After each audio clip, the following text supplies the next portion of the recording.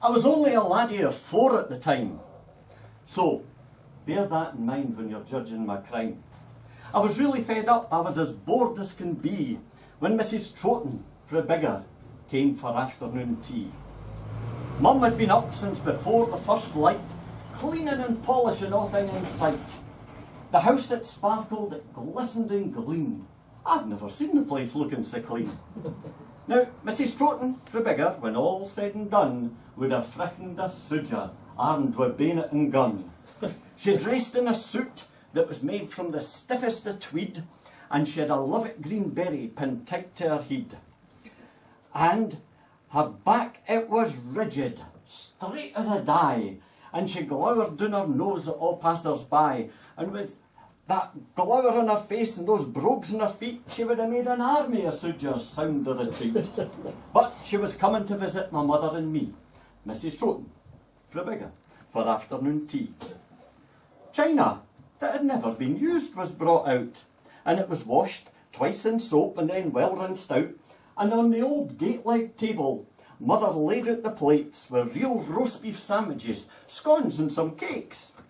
In my 4 short years, it has to be said, I'd never seen such a posh-looking spread. There were things to pick up, scones to save using your hand, and the cakes sat on doilies on a posh silver stand. Well, my mother stood back to admire our work, and then she whisked me away to put on a clean shirt. I was scrubbed and I was washed, had my hair combed on neat, and a clean pair of sandals were strapped to my feet.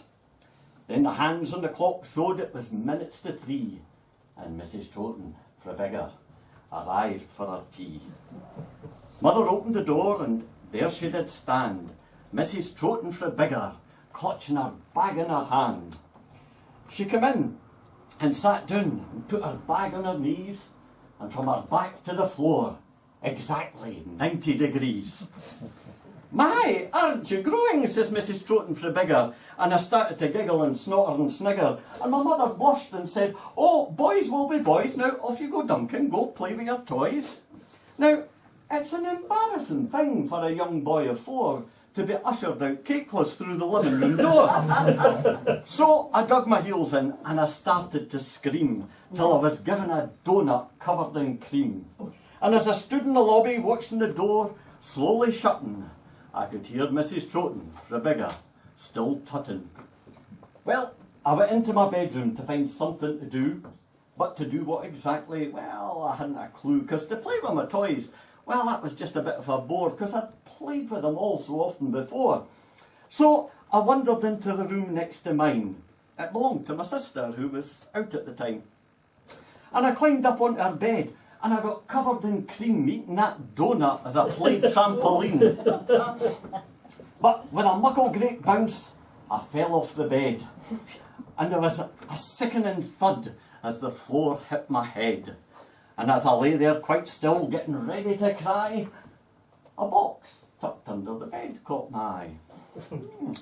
This new interest swept my pain quickly aside, and I pulled out the box for a wee shufty inside. Now, the box, it was full of the strangest of things. They were all coloured white, and each one had strings.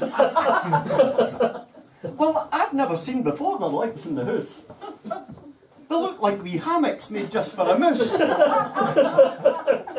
Well, I hadn't a moose, so I couldn't use one for that. But I thought, I might try one on as a hat. So, with the loops over my ears, it fitted quite well. And I sat up at the mirror to have a look at myself. I thought, I might look a bit like a priest. Or maybe a turban-clad sultan from the mystical East. But no, I was a sodger who'd been shot in the head and had been bandaged up in a hospital bed. And then I added some gory red blood to my wound with the help of a lipstick I conveniently found.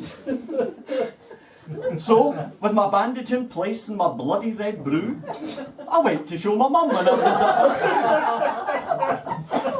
Now, Mrs. Troughton, for bigger, she was sat there, straight as a die, talking about Mrs. Dempster and the WRI. and their heads both swung round as I strolled in through the door. Mrs. Troughton's jaw dropped, and I think my mum swore. Like a banshee, she screamed as she flung down her cup, and she charged right over to me, whisking me up. I was propelled back through the door with lightning speed, and my lipstick-stained bandage was ripped from my head. Even now I can hear my mum shout, "Go to your room and don't ever come out." At 4 years old, I had no idea, it has to be said, of why wearing a sanitary towel in my head wasn't appealing, attractive or sexy, but it was guaranteed to induce apoplexy. I have no idea if Mrs. Troughton for bigger finished her tea, but the scars of that day, well, they still affect me, because when my mum ripped off my bandage, I'm sorry to tell, she ripped a great fistful of hair out as well. And because of that day when my hair was so violently hauled, from that day to this, I've been partially bald.